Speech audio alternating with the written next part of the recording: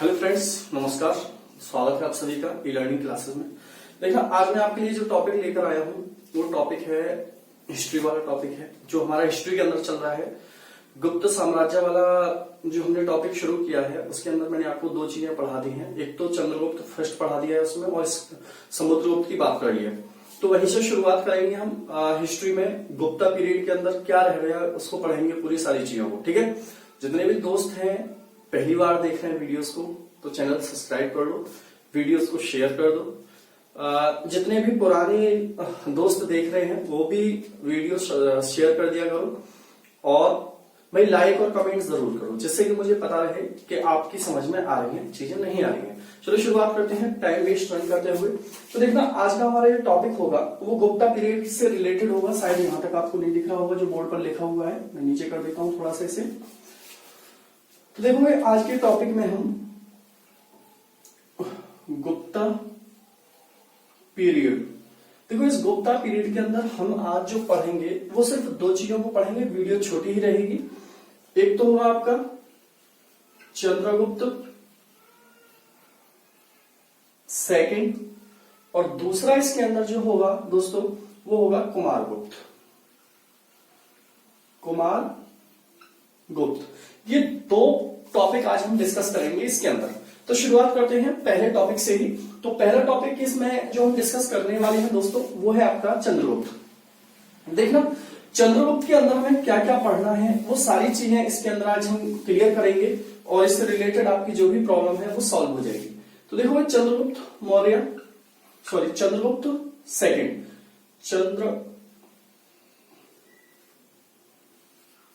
चंद्रगुप्त, सभी लोग हेडिंग डाल लो। सेकंड, देखो सबसे पहले इसका टाइम पीरियड जाओ। देखो, जितना भी हिस्ट्री में होता है, हिस्ट्री के अंदर टाइम पीरियड बहुत इंपॉर्टेंट होता है, याद करना ही पड़ता है, क्योंकि पेपर में टाइम पीरियड इसका आता है दोस्तों। इसका टाइम पीरियड है 380 से लेकर जो जाएगा टाइम आगे तक वो होगा आपका 412 तक जाएगा। ठीक है, ईसा पूर्व जिसको बोल सकते हो आप, या एडी इसको हम बोल सकते हैं। ठीक है, टाइम आगे बढ़ रहा है तो एडी, टाइम पीछे घट रहा है तो बीसी के अंदर इसको लिखते हैं। तो ये चंद्रगुप्त सेकंड का टाइम पीरियड है। देखो, चंद्रगुप्त सेकंड से पहले हमने जो पढ़ा था वो था आपका समुद्रगुप्त। किसके बारे में पढ़ा था? समुद्रगुप्त के बारे में पढ़ा था। ये जिक्र क्यों लाया हूं कि उसकी इससे रिलेट करना है हमको सारी चीजों को। देखो, अगर समुद्रगुप्त की मैं बात करूं यहां पर समुद्रगुप्त, तो समुद्रगुप्त के दोस्तों दो पुत्र थे। इस चीज को हम डिस्कस करेंगे, सारे पॉइंट एक एक करके क्लियर हो जाएंगे। समुद्रगुप्त जो था इसके दो पुत्र थे। एक का नाम था रामगुप्त, और एक पुत्र था इसका जिसका नाम था चंद्रगुप्त।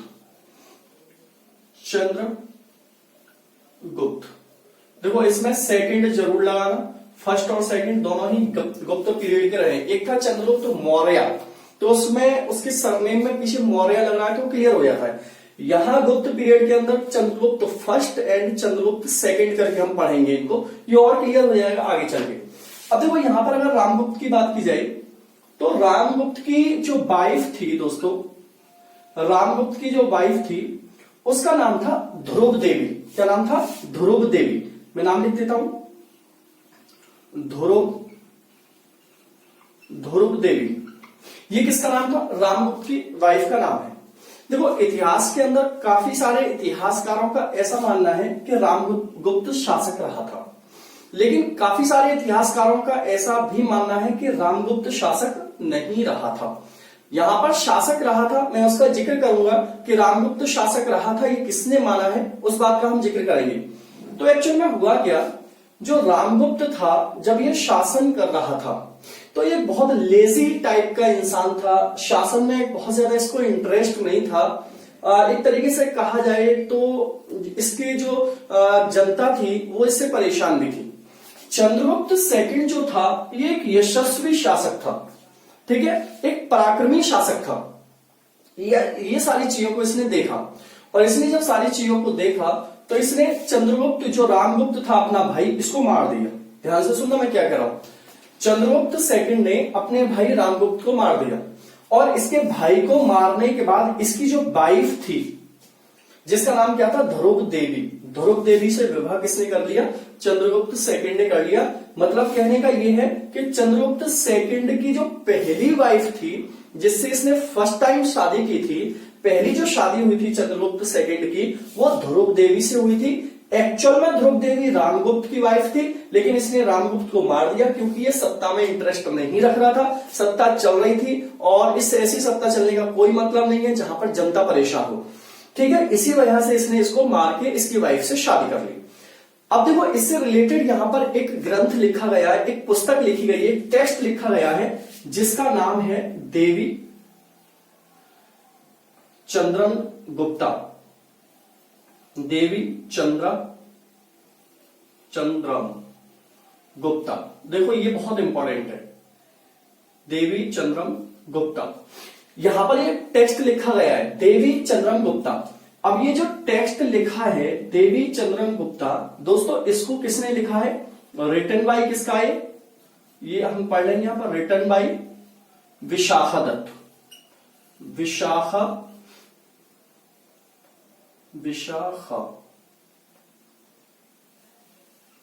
दत्ता। ठीक है, किसके द्वारा लिखा गया है, विशाखा दत्ता के द्वारा लिखा गया है।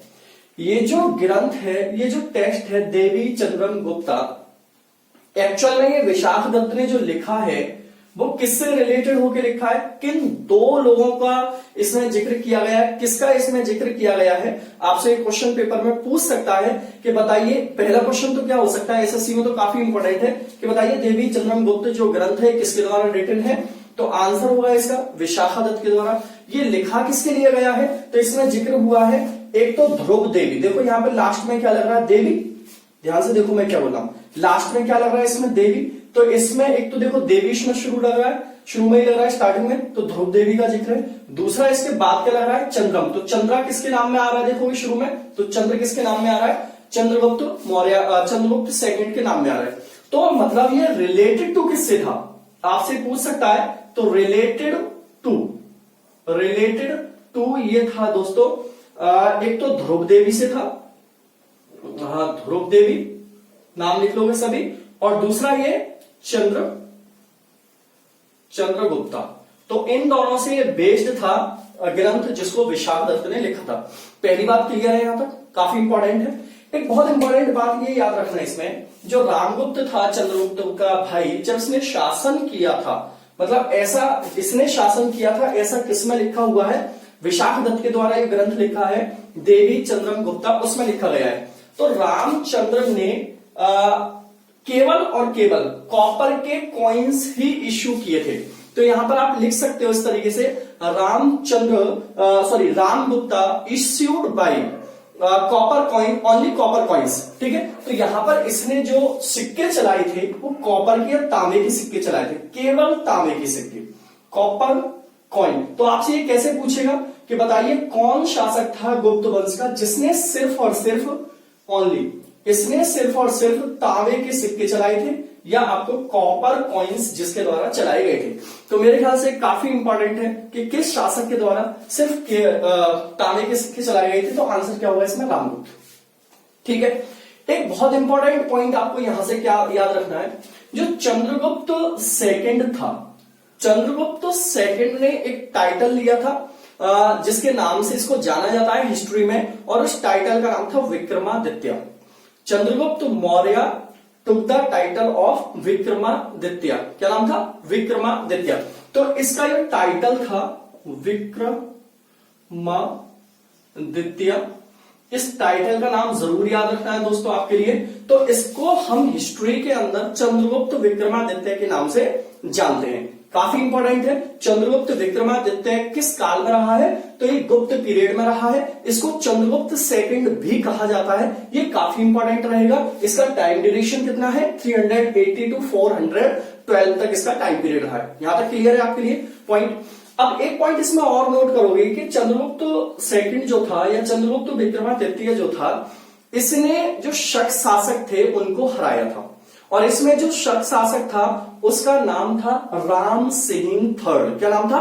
राम सिंह थर्ड उस शक शासक का नाम था। उसका नाम यहां सॉरी रुद्र सिंह थर्ड। तो इसमें क्या है यहां पर आप नोट करोगे, चंद्रगुप्ता डिफीटेड शक रूलर रुद्र सिंह थर्ड। ठीक है, यहां पर पॉइंट नोट करोगे। चंद्रगुप्त मैं रफ कर देता हूं, ये वाले पॉइंट सारे मैं लिख देता हूं यहां पर। चंद्रगुप्त सेकंड ने शक शासक रुद्र सिंह थर्ड को हराया था। लिखोगे भाई यहां पर सभी, चंद्रगुप्ता डिफीटेड शक ruler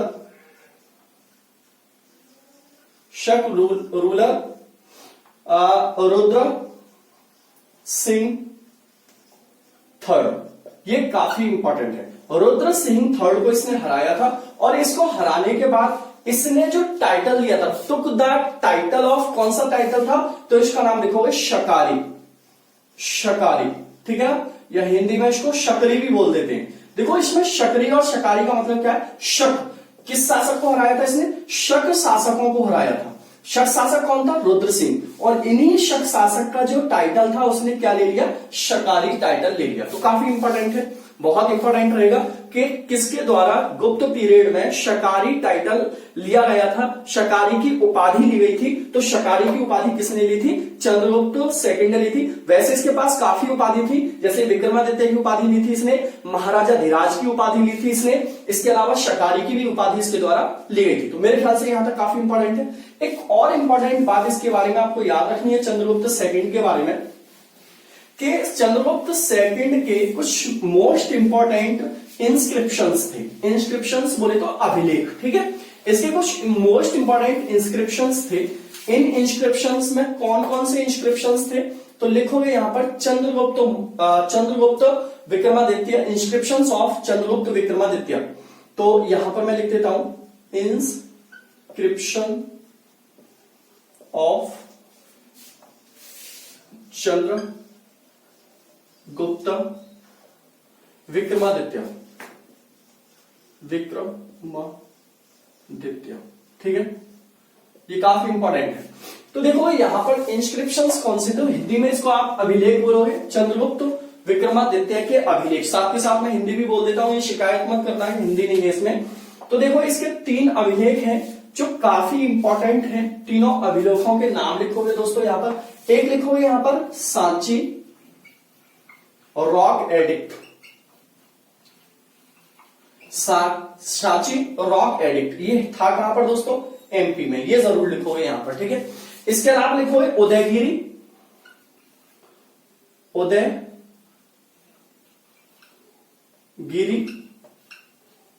rock edict,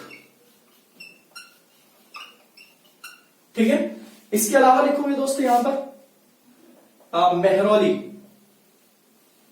Mehrauli rock edict.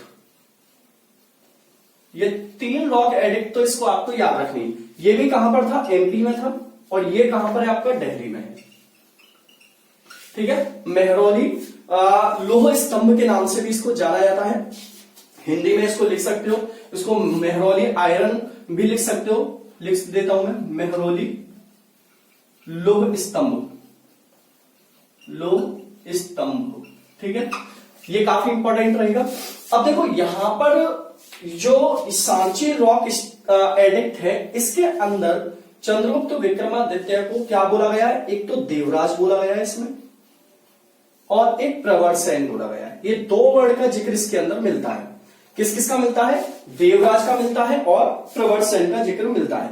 इसी तरीके से मेहरौली जो रॉक एडिक्ट है, इसमें भी 2 वर्ड लिखे हुए हैं, जिसमें एक वर्ड है चंद्र और एक वर्ड है देव। मतलब यहां से क्लियर हो जाता है कि चंद्रा का मतलब तो चंद्रगुप्त विक्रमादित्य हो जाता है, और देव का मतलब हो जाता है ध्रुव देवी।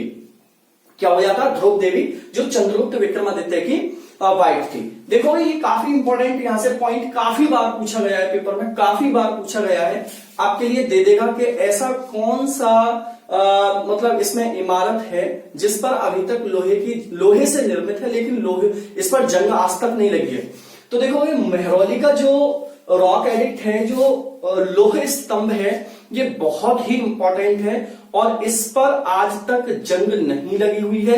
इसमें ऐसा रसायन मिलाया गया है, इसमें ऐसा केमिकल डाला गया है जिससे आज तक इसमें जंग नहीं लगी है। तो इससे बात एक क्लियर हो जाती है कि उस टाइम के लोगों को केमिस्ट्री भी आती थी, उस टाइम के लोगों को रसायन विज्ञान भी आती थी और उनको ये सारी जानकारी थी कि अगर ऐसा करेंगे तो इसमें जंग नहीं लगेगी। तो मेहरौली लोह स्तंभ में आज तक जंग नहीं लगी है। ठीक है, मेहरौली लोह स्तंभ में जंग नहीं लगी है, ये जैसा था वैसा ही खड़ा हुआ है। ये आप देखोगे मेहरौली है आपका कुतुब मीनार परिसर के अंदर पड़ेगा, कुतुब मीनार भी मेहरौली वाले एरिया में ही आपको देखने को मिलेगी। तो ये वाला जो आपके लिए लिखा है इसको पूरे को बना लो फटाफट से, ये काफी इंपॉर्टेंट हो जाता है। यहाँ पर जो मैंने नाम बताए हैं ये भी काफी इंपॉर्टेंट हो जाता है, मेरे ख्याल से नोट कर दिया होगा। आगे बढ़ते हैं इसके अंदर। अब देखो इसमें आगे काफी इंपॉर्टेंट बात और है कि चंद्रगुप्त विक्रमादित्य जो था, इसने अपने शासन को बढ़ाने के लिए, इसने अपने राज्य का विस्तार करने के लिए युद्ध तो किए, लेकिन युद्ध करने के साथ साथ इसने कुछ और नीतियां अपनाई कि जिससे जान माल का भी कोई ज्यादा नुकसान ना हो, जान माल बिल्कुल खर्च ना हो और काफी बड़े क्षेत्र पर हमारा अधिकार भी हो जाए।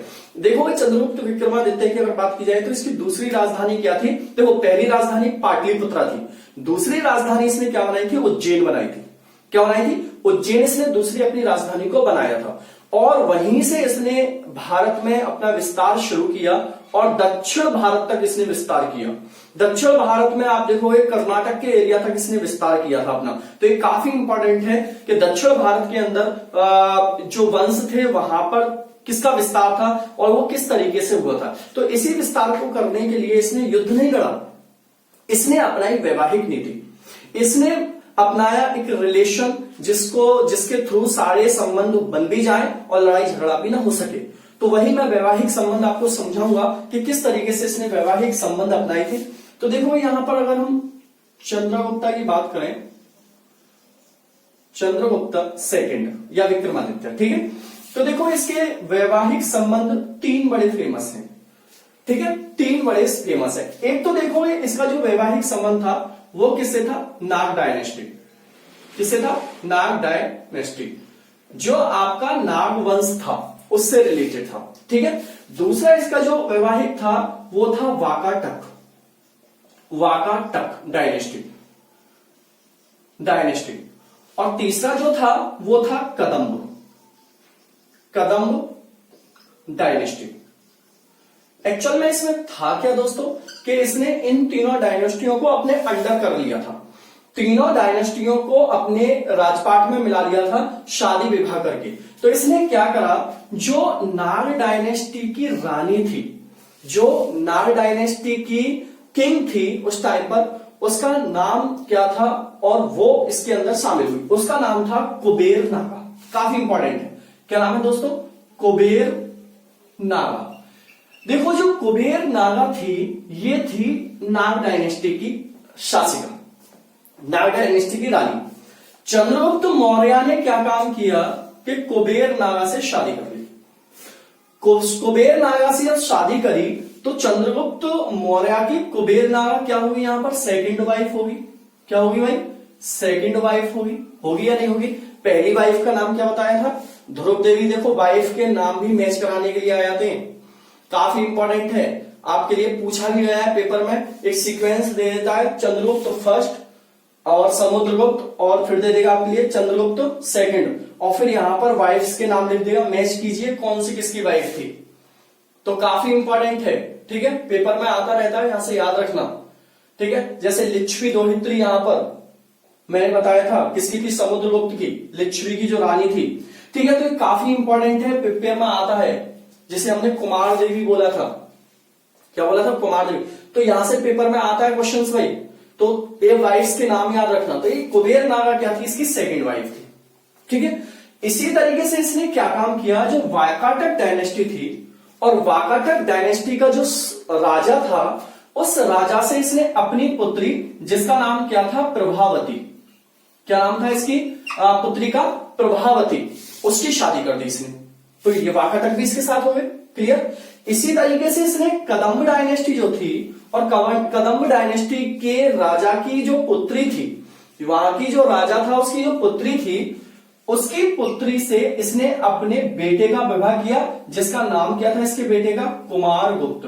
भाई अगला जो शासक होगा चंद्रगुप्त विक्रमादित्य के बाद, उसका नाम क्या होगा? कुमारगुप्त। और कुमारगुप्त जब शासक बनेगा तो उसने शादी किससे की थी? कदम्ब डायनेस्टी के जो शासक थे उसकी लड़की से शादी की थी। तो इस तरीके से इसने यहां पर वैवाहिक नीति अपनाई और इस वैवाहिक नीति में चंद्रगुप्त सेकंड सफल रहा और इन एरियाओं को बिना युद्ध किए इसने अपने कंट्रोल में ले लिया। यह इसकी एक उपलब्धि कही जा सकती है कि दक्षिण भारत के अंदर चंद्रगुप्त सेकंड ने बिना युद्ध किए ही अपने अंदर पूरे एरिया को ले लिया था। तो ये काफी इंपॉर्टेंट है, इसको याद रखोगे।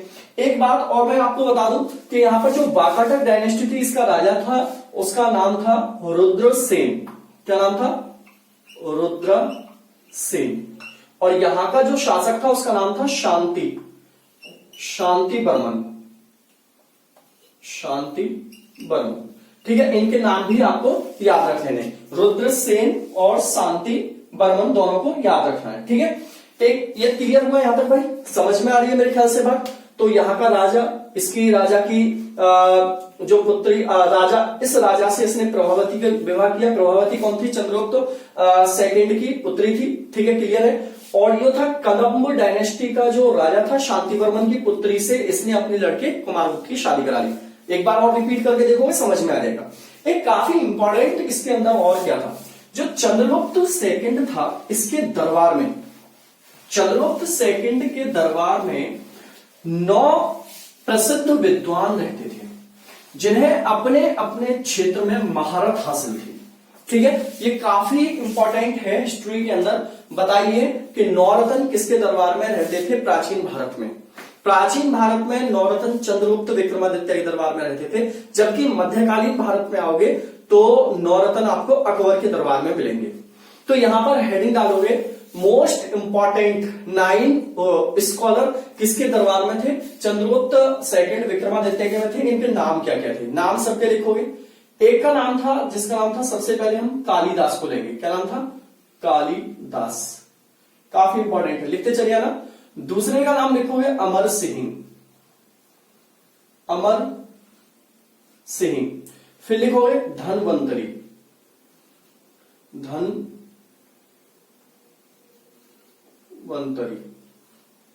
ठीक है। फिर यहां पर आप लिखोगे बेताल भट्ट। बेताल भट्ट की कहानियां सुनी है ना आपने?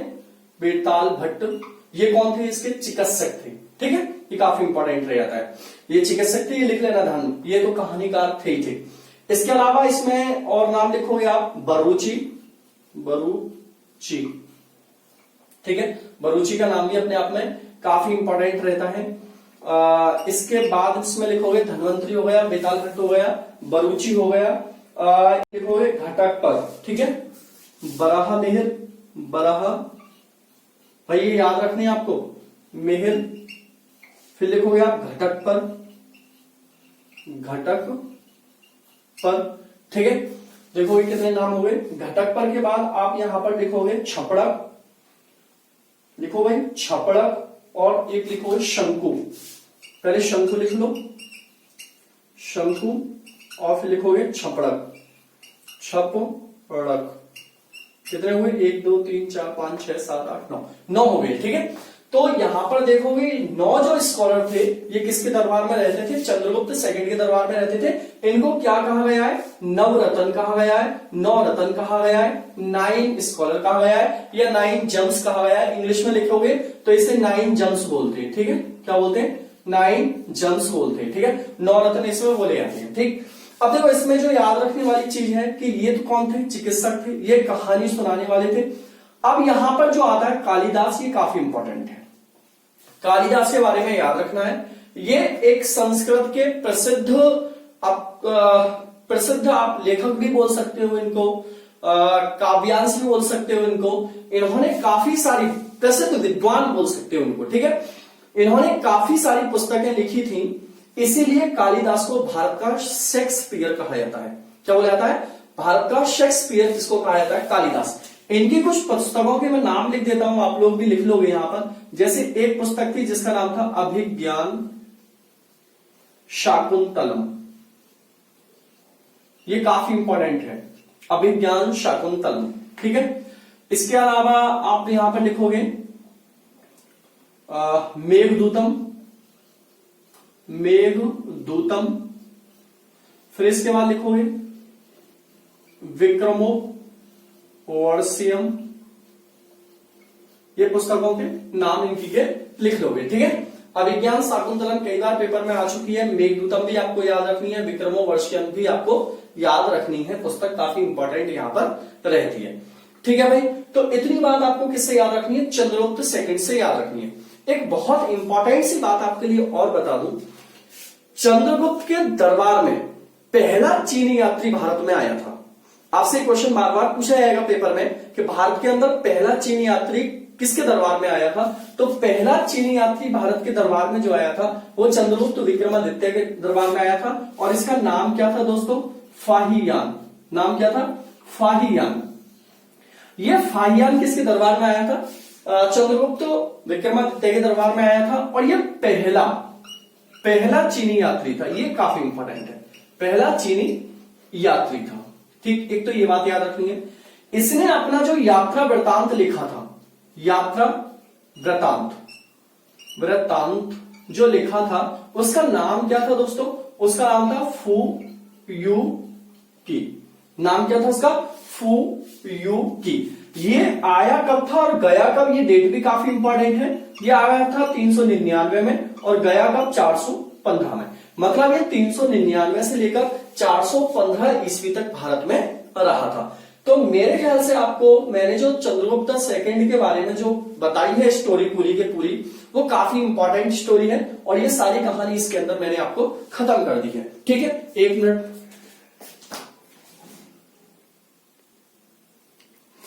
हाँ दोस्तों देखोगे इसमें देखोगे थोड़ी सी चीजें और ऐड कर लेनी है। जैसे कि चंद्रगुप्त विक्रमादित्य के दरबार में कालिदास रहते थे, इनको भारत का शेक्सपियर कहा जाता है। इनकी वो पुस्तक थी अभिज्ञान शाकुंतलम, मेघदूतम, विक्रमो वर्षियम। इसके अलावा दो पुस्तक और जोड़ लेना, ऋतु संहारम और कुमार संभवम, ठीक है। ऋतु संहारम और कुमार संभवम, ये दो पुस्तक और हैं इनकी। इसके अलावा मैंने क्या बताया था, जो आपका धन्वंतरी थे, एक ये प्रसिद्ध इसके दरबार में कौन थे, चिकित्सक थे। बराहमिहिर कौन थे, खगोल शास्त्री थे। प्रसिद्ध खगोल शास्त्री कौन थे इसके दरबार में, बराहमिहिर थे। जिसके अलावा देखो अमर सिंह ने पुस्तक लिखी है जिसका नाम है कोश नामक। अमर सिंह ने जिस पुस्तक को लिखा है उसका नाम है कोश पुस्तक। कोश नामक पुस्तक जो लिखी गई है वो अमर सिंह के द्वारा लिखी गई है। ये क्लियर हो गया यहाँ पर। एक बहुत इंपॉर्टेंट बात आपको और मैं बता दूं इसमें चलते चलते, चंद्रगुप्त मौर्य के समय ही या उनके दरबार में ही आर्यभट्ट भी रहते थे। आर्यभट्ट के बारे में अगर बात की जाए दोस्तों, तो आर्यभट्ट को सभी जानते हो मेरे ख्याल से कि आर्यभट्ट ने जीरो का आविष्कार किया था। आर्यभट्ट को गणितज्ञ और खगोल शास्त्री कहा जाता है। आर्यभट्ट जो थे, आर्यभट्ट का यहां पर जरूर नाम लिखोगे, आर्यभट्ट। आर्यभट्ट जो थे दोस्तों, ये प्रसिद्ध गणितज्ञ थे और कौन थे, ये प्रसिद्ध खगोल शास्त्री थे। खगोल शास्त्री थे। क्यों मैं ऐसा बोल रहा हूं दोस्तों कि ये खगोल शास्त्री और गणितज्ञ थे, क्योंकि जीरो जो दिया गया है, जीरो, ये किसके द्वारा दिया गया है, आर्यभट्ट के द्वारा दिया गया है।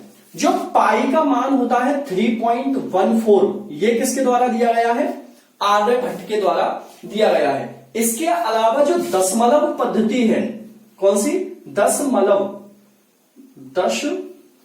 जो पद्धति है जिसे हम क्या बोलते हैं, डेसिमल पद्धति, ये भी लिख लेना भाई।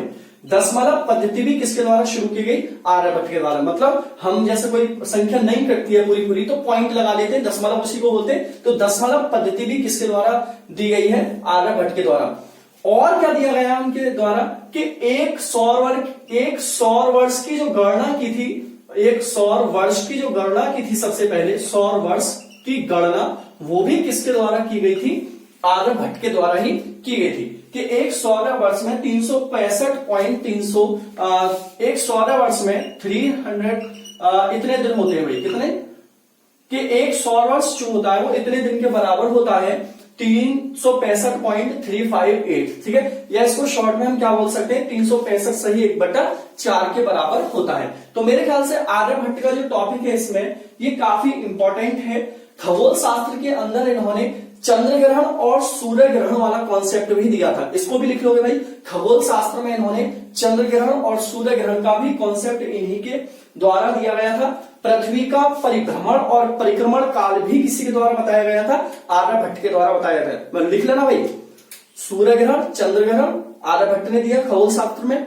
पृथ्वी का जो परिभ्रमण और परिक्रमण काल है, रिवॉल्यूशन होता है, रोटेशन जो होता है, वो भी किसके द्वारा बताया गया था, आर्यभट्ट के द्वारा ही बताया गया था। ठीक है भाई, काफी इंपॉर्टेंट है। इसके अलावा आर्यभट्ट ने आर्यभट्टियम नामक पुस्तक की रचना भी की थी। कौन सी, आर्यभट्टियम, ठीक है, आर्यभट्टियम नामक पुस्तक किसके द्वारा लिखी गई है, इसी के द्वारा। यहां पर आप चंद्र ग्रहण जरूर लिख देना भाई, चंद्र ग्रहण, चंद्र ग्रहण, सूर्य ग्रहण, ये सब लिख लेना भाई, ठीक है। पृथ्वी का क्या दिया है इन्होंने, रिवोल्यूशन और रोटेशन, पृथ्वी का परिक्रमण काल भी बताया इन्होंने, और परिभ्रमण काल भी बताया। तो आर्यभट्ट की काफी उपलब्धियां मैंने आपको दिखाई कि जीरो का आविष्कार, पाई का मान, दशमलव पद्धति, एक सौरवर्ष की गणना, सूर्य ग्रहण, चंद्र ग्रहण, पृथ्वी का परिक्रमण काल, परिभ्रमण काल और आर्यभट्टियम नामक पुस्तक किसके दरबार में थे, चंद्रगुप्त विक्रमादित्य के दरबार में थे। मेरे ख्याल से समझ में आया होगा। पढ़ाना तो मुझे कुमारगुप्त भी था, लेकिन वीडियो बहुत ज्यादा लंबी हो जाएगी, इसलिए मैं यहीं पर रोक रहा हूं टॉपिक को। अगली क्लास में हम कुमारगुप्त और स्कंदगुप्त को क्लियर करके जो गुप्त काल का आर्ट एंड कल्चर है उसकी बात करेंगे हम अगली क्लासेस में। तो पूरा फिनिश हो जाएगा, अभी कई सारी क्लासेस और इसमें लगेगी। चलो दोस्तों, मैं लेता हूं आपसे विदा, टाटा बाय बाय। सभी लोग वीडियो को शेयर कर देना।